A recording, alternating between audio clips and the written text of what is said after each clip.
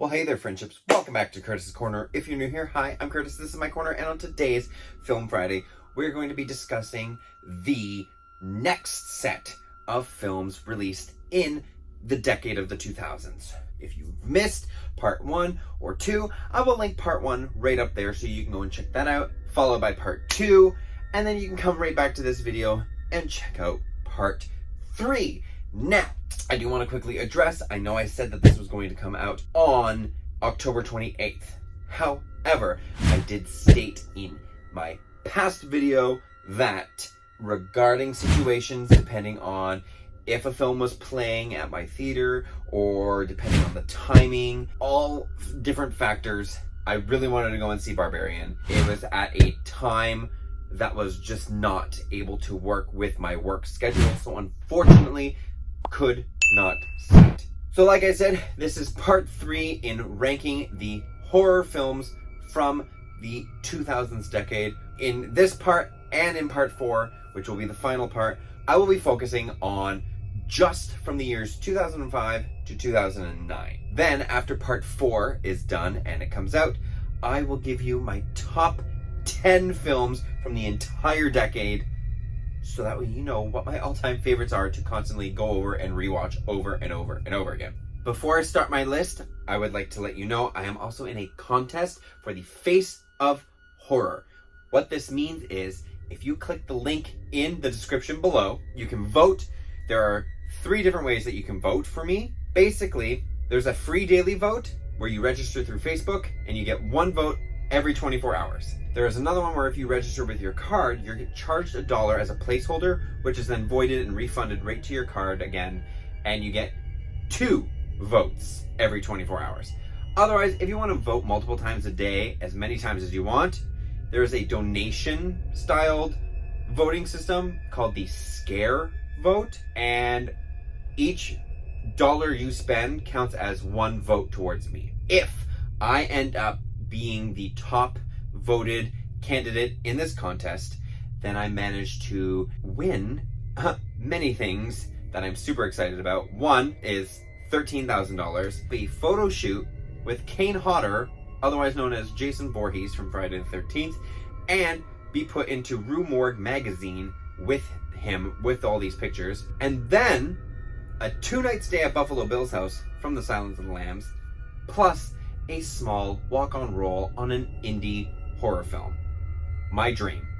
So please, please, please click the link below, cast a vote for me, share the link, get your friends, get your family, get your pets to vote for me. It would mean the world if I can win this. I've never won a single contest ever, and I'm hoping and praying that I'm able to win this, because this is a lifelong dream to be in a film. So, with all that being said, if you're interested in seeing my rankings for the top 51 films of the later half of the 2000s, then keep on watching.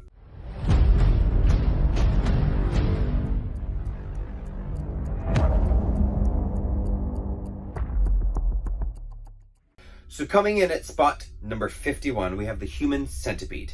This movie is trash. Honestly, it's a joke of a movie. Nothing about this film is enjoyable. I did unfortunately watch the entire thing from start to finish, because once you started it, it was almost like I need to find out what happens, regretfully so. It's just an unenjoyable film. I don't really know why they decided to make a film like this. I think it was very poorly done. The acting was extremely subpar. The ending was extremely bleak. Nothing about this film was enjoyable to watch, and I will gladly never watch this again. Number 50 is Hostel. This film is so low because it took me, I think, 2 or 3 times to be able to actually finish the film. I don't really remember the film. The only part of the film that I do remember is when the guy is strapped to a chair, and then his Achilles tendon gets sliced on both of his legs, and when he goes up to walk away, you see his ankle ripping apart, which the first time I saw that, I immediately turned the film off. I couldn't handle that. Yet I've watched all the Saw movies and have been fine. That I don't know. That film I found was just, it was too much for no reason as well. And I think it deserves the place that it's been given on this list. Number 49 is The Happening. Again, I don't really remember much about this film, except for the fact that Mark Wahlberg's acting was also a joke. The film itself, nothing happened. There was a huge lead up to literally nothing, and the twist was revealed like midway through the film, and then it just also had nothing happen after the twist was revealed. So, film. Number 48, we have The Stepfather. This one I kind of drifted in and out while watching. I know it's a remake of the original one. I can't remember when the original one came out. I want to say in the 70s, but I never saw that. I saw this remake. It was okay. It wasn't anything to kind of gag over. Like, it was just, it's there. I get what they were trying to do. I think it missed the mark, and it was all right. It was nothing special. Number 47, we have The Lost Boys, The Tribe. This one was a letdown from the original Lost Boys. I don't even know if I mentioned The Lost Boys in a past entry on these lists. I did watch The Lost Boys. I thought The Lost Boys was very good and very much a cult classic film. Whereas this one, you were expecting more to happen, but there were answers very lazily given to questions that you would have had from the first film, and they just didn't really tie these characters together and show the connectivity from the first film to this film. I think because of how long they waited to do a sequel, you could really tell that it faltered in that sense, and it had a lot of potential going for it with some nostalgic moments, but it really missed the mark because of how long they waited, and it wasn't a good sequel at all. Now 46, you're gonna laugh at if you've seen it. If you haven't seen it, dear Lord. I place this one higher than all the previous entries because it is a funny, enjoyable film in a different sense of the word enjoyable. This is the movie Teeth. If you don't know what Teeth is, it's literally a woman who has teeth in her vagina. No, you did not hear incorrectly. That is literally the premise of the movie. It's not a great film. The premise is completely ridiculous. The acting is better than a lot of the films that I've just mentioned. And on top of that, it's just kind of amusing to watch because it's so ridiculous that you're just kind of stuck like, what am I watching? So that's why it's there, higher than the rest, because of the enjoyment factor of it, because of how ridiculous it is, but it's very low because it's nowhere near it being a good film at all. At 45, we have I Am Legend. I'm not a big Will Smith fan. Never have been. I've never been into Fresh Prince of Bel-Air. iRobot was alright. Never really enjoyed much of anything else that he's been in. This film was relatively enjoyable. The CGI of these zombie vampire monster things was a complete joke. As soon as you see them, it completely takes you out of the film. Nothing becomes believable. It's very, for a movie that came out in 2007, it's very much reminiscent of the CGI that you see in the very first Resident Evil with the liquor. It's not believable. It is very laughable, and that's why it's placed this low. The storyline was decent. I know it's a remake of I Am Omega or The Last Man, something like that. There's like multiple versions of this film. It was just a poor CGI take that they decided to go with instead of getting prosthetics or rendering the CGI a bit better, because we had the technology to do so.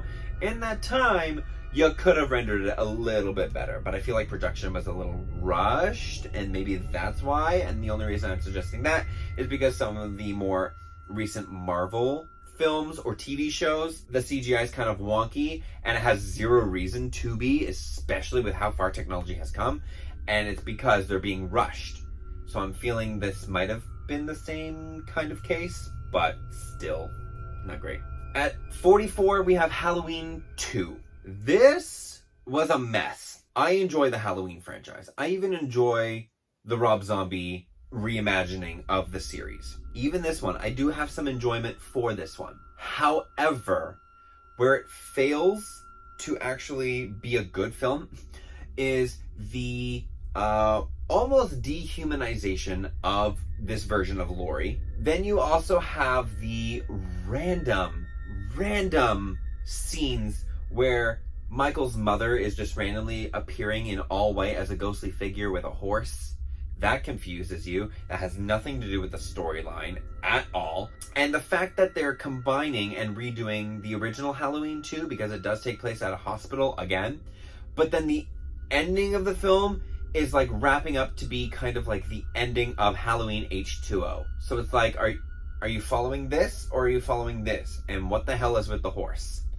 So the complete amalgamation of just these two films plus a random unneeded concept in this film is why it gets placed so low. At number 43, we have Creepshow 3. You probably had no idea that there was a third Creepshow, but alas, there is. As you saw in the thumbnail, it is one of the film's posters that I've put on there. This film, the acting is absolutely terrible. The practical effects they use are relatively decent. The reason why I have it higher is because of the way that they tell the story in this film that makes me enjoy it. I love the first two Creepshows. This one, I can enjoy it, but it is nowhere near a good film. However, what makes it good is the way that they tell the story and how every story, I think there's like 5 in this film, they all tie together. And that's what I enjoyed about this film, is that it is almost like a puzzle piece that's being viewed at different times, but then once you put the pieces together, it kind of makes more sense. In spot 42, we have Case 39. This film was weird.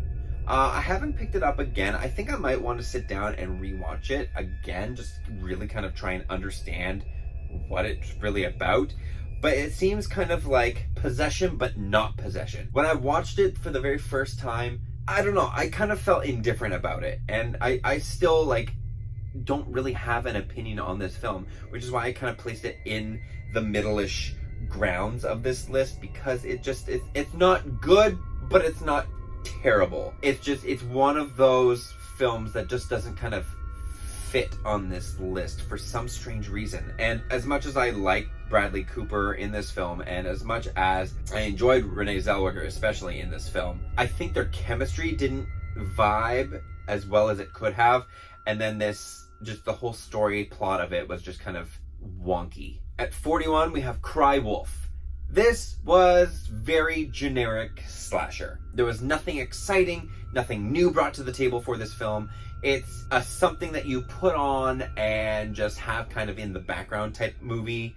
Like I said, with Case 39, it's not terrible, but it's not great. It's just kind of there for you to watch if you want to. If you want to waste time, you kind of put this film on.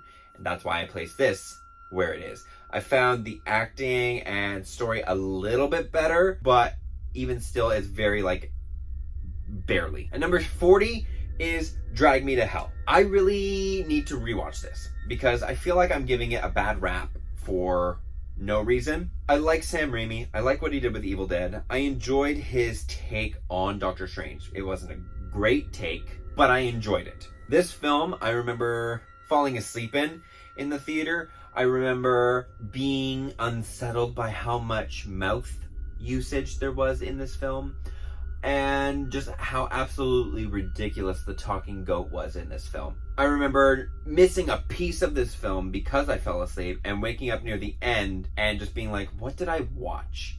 What did I spend my money on to watch? The film's premise and story had a good concept.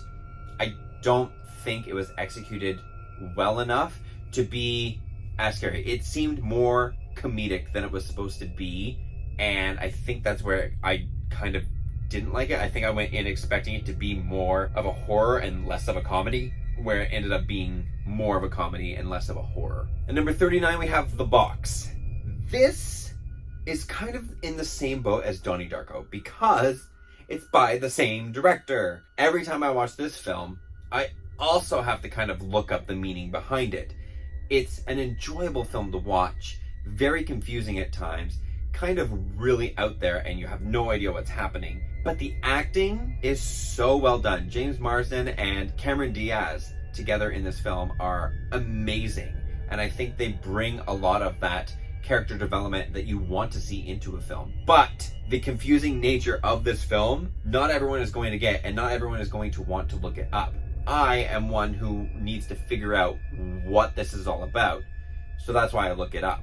And after reading about it, I do enjoy it a bit more. But it's almost, like I said, it's the exact same thing with Donnie Darko. Every time I go to watch this film, I always forget what it's actually about. So when I'm done watching it, I'm left confused and I have to look it up the meaning again. And that's what I don't like. I shouldn't have to look up the meaning to things. I should be able to remember what your movie is about to be able to enjoy it a lot more. At number 38, we have The Final Destination. This was the 4th movie in the franchise. This one was a bit of a letdown. The premonition was at a NASCAR race. How many people do you know go to a NASCAR race? I'll wait. None. That's how many. I can tell you that I've interrupted you. 0 people. So already the initial scare for everybody, the big disaster, is not that scary because you got number 1 that has an airplane crash. Everyone's afraid of an airplane crashing or blowing up. Second one is a highway. That's terrifying. Third one is roller coaster. Everyone goes to amusement parks. Fourth one is NASCAR race. No one does that. Sorry. And the 5th one is about a suspension bridge breaking apart. So already off the bat, not being super great. And then they try and do a different trope where every time someone's about to kind of die, the main character has a premonition, and it's this weird 3D supercomputer generated visual effect. And none of it was good. The acting was very subpar, and it wasn't a great film. It wasn't good. It was the lowest. It's my least favorite in the franchise. I will say that. However, I will say I'm excited for Final Destination 6 because they did confirm they were doing that. At number 37, we have Saw 6. At this point in the franchise, you're running out of ideas. The storyline was seeming to get away from the writers, and it almost seemed like they were grasping at straws to try and figure out what to do next to try and keep people's interest. But at this point, 6 movies in, you're starting to lose some people. There's always someone else who was an apprentice, who was a backup apprentice for the apprentice, or who was secretly in the background in case the apprentice went off the rails and did things they weren't supposed to.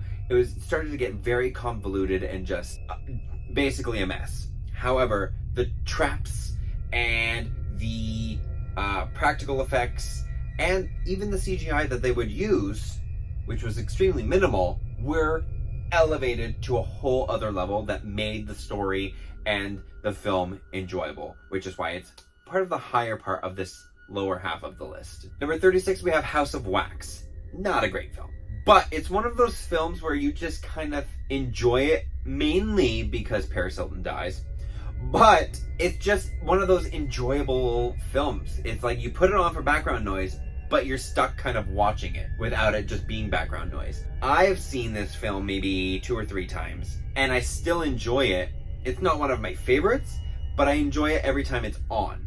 And I like the concept of this. It's a remake from the original. I don't even know when the original one came out. But this one, I enjoyed everything that they were doing for it. The practical effects looked great. The only thing I think that I really wish they elevated more was the acting. And that's based on the script. The script was very lazily written, I found. And I think they could have made it a lot better than what it was. But the actors could only work with what they were given. Number 35, we have Constantine. I enjoyed this film a lot. I don't think it's scary though. Nothing about this film I find is scary. But I do enjoy Keanu Reeves as John Constantine in this film. I think he does a really good job. I enjoy the storyline. It's very entertaining. It's very captivating. It's not super well done. I enjoyed the TV show of Constantine a lot more than the film. But this film is still a very enjoyable film to watch. And I love the almost overuse of the CGI that they use because it kind of elevates the fantasy aspect of this film that's needed. And while you can really tell that it is CGI, I think it benefits in this case just specifically for this film. 34, we have My Bloody Valentine 3D. The first time that I saw this, I was not impressed. I have watched it 2 more times since, and each time that I do watch it, I actually kind of enjoy it a lot more. Jensen Ackles, who from Supernatural fame, is in this as well, and I like the twist that they put on it at the end of the film. I enjoy the storyline, where they were going with it. Everything about this film was fun, but it's just not up to par with my top 10 or even the other films that are on this list because of how strong the rest of the films are in comparison to this one. I think if I keep rewatching it, I'll enjoy it even more, and it'll just slowly creep up through the list and try and sneak its way into my top 10. At number 33, we have P2. This film, it has some bad acting, but it almost benefits from the poor acting. Wes Bentley's in this. He plays a creepy security guard, and it's a very slow burn movie. Not a whole lot happens, but it all takes place in a parking garage on level P2, and the cast is very, very minimal, and the scare is there because if you park in a parking garage, and especially late at night, it feels creepy. You just get that creepy vibe, and that's what this film is just giving you. It's giving you a brand new type of nightmare that you never probably thought you had before, and then after watching this, you're like, yeah, I should probably avoid some parking garages because you never know who is down there and what they're gonna do to you. At 32, we have Saw 5. Saw 5 was the sequel to the changing of storyline. The first 3 were John Kramer, then 4, 5, 6 was a different apprentice, and then I think 7 kind of was, but like 7 is where they really got super convoluted and it was just like way out to lunch. This film was probably, I think, one of the better of the second trilogy of the 4, 5, and 6 Saws. But again, I found they still had too much going on, and that's where it suffered. If they lessened kind of parts of the story and made it less busy, I think it could have been higher up on this list, but because they had so much kind of going on and trying to give you more questions while answering so many, but then not really properly answering them, that's where it faltered, and that's why it's lower. At 31, we have The Texas Chainsaw Massacre: The Beginning. This film I found was decent, but it didn't match up to the expectations that we got with the reboot with Texas Chainsaw Massacre from 2003. This was supposed to be a prequel to that film, but I feel like the first reboot did a better job at making Leatherface scary, whereas this one kind of took away the scariness of him. Not severely, but enough to make it not as good as the one that came out 3 years before. The visuals still are impeccable, and I will gladly still go back and rewatch this reboot series over and over again because I think it is a really well done reboot of the franchise, and I think anyone who's doing reboots of this franchise should take notes, especially from the 2003 version. Coming in at number 30, we have One Missed Call. Not a lot of people enjoy this film. I love it. I love the creepy factor of you get a phone call, you hear your death, and then you die later on. I think that is amazing. The execution of it was not super well done. The visuals could have been a lot better as well, but I think they had a lot going for them, and I think upon rewatch, you can enjoy it a bit more. At 29, we have Daybreakers. Vampire film. Love this film. Not scary, though. It's lower, mainly because it's not a scary film. The storyline and having these vampires being able to walk throughout the daylight and go against the rules of all vampires that we've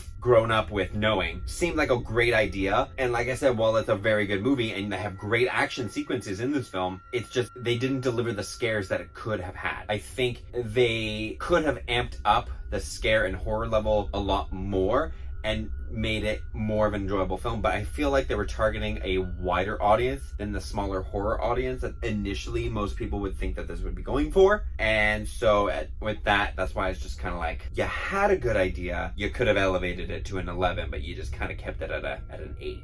At spot 28, we have Saw 4. The reason why this one is higher than Saw 5 is because it had a lot less going for it than Saw 5 did. Saw 5 was more enjoyable, and it brought better traps. It had a better storyline-ish going for it. It just had too much of a storyline going for it. Saw 4, while it diverted from the original trilogy, the storyline that they went with was still relatively simple. Not a whole lot was going on for it, and they started delving into more advanced and bigger, better traps for the franchise. And that's what I liked more about this one than I did about Saw 5. I think the acting in this one was decent, and I found like acting in Saw 5 was better, but this one, I found the storyline, the visuals, the change of pace to keep the story kind of fresh and new. That's what I like the most about Saw 4, is that it brought a new rebirth into the franchise to keep everyone's attention, and it did for another 3 or 4 films, however many that they have now. The final movie on part 3, coming in at number 27, is Trick or Treat. I went into this film not really expecting a whole lot. I enjoy the concept of Sam. I think he's fun. He's adorable, but in a creepy way. And the only reason why I have it placed at 27 is because I never actually finished the film. But from what I did see, it's a fun, enjoyable film. I really enjoy it. Anna Paquin is in this. She's wonderful in it. And my nephew is now dressing up as Sam. He's never seen the movie, but he's dressing as Sam for Halloween. So there's that. So that is the first half of this half of the decade. Part 3, all wrapped up into a nice little package for all of you. Nice little bow on top. Let me know what you think down below in the comments. I will have part 4 up for you on October 28th. That will be the new date for this franchise. I'm just kind of moving everything back. There's still no tickets on sale yet. I'm hoping they go on sale soon. But I'm hoping for Friday, I will have for you a review for The Woman King. That looks so good to me. I can't wait to go and watch that. So be on the lookout for that review. If you enjoyed this video, make sure you give it a like. Don't forget to hit subscribe because I put out weekly videos. And hit that notification bell so you know when I post a brand new video. Because if you don't, how else are you going to know when I post? You won't. So do it. I will see all of you on Friday for a new video. But until then, goodbye, friendship.